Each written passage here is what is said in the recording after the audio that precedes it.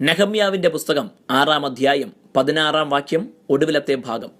ഈ പ്രവൃത്തി ഞങ്ങളുടെ ദൈവത്തിൻ്റെ സഹായത്താൽ സാധ്യമായി.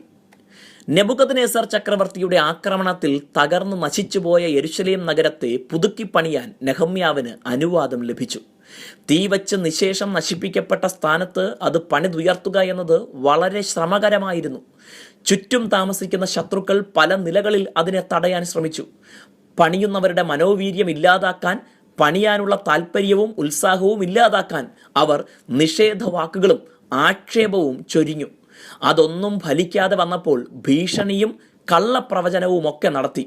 ആയുധം കയ്യിലേന്തി രാവും പകലും കാവൽ നിന്ന് മതിൽ പണിയേണ്ട സാഹചര്യം സംജാതമായി.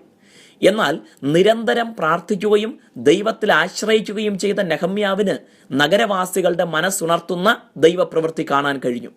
രാവും പകലും തവണ മാറി പണി ചെയ്യാൻ അവർ തയ്യാറായി. ഓരോരുത്തരും അത് സ്വന്തം ഉത്തരവാദിത്തമായി ഏറ്റെടുത്ത് ജോലി ചെയ്തു. തൽഫലമായി ശത്രുക്കളുടെ ആഗ്രഹങ്ങളെ നിരാശപ്പെടുത്തിക്കൊണ്ട് വെറും 52 ദിവസം കൊണ്ട് പണി തീർത്തു. ഇത് കണ്ടുനിന്ന ശത്രുജനം നിരാശരും ഭയചകിതരുമായി.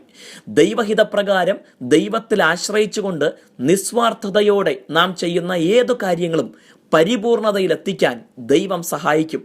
ഭീഷണിയും പ്രതികൂലവും കണ്ട് നാം ഭയപ്പെടാതിരുന്നാൽ ദൈവപ്രവൃത്തി ഉറപ്പായും ദൈവം വെളിപ്പെടുത്തും. God bless you.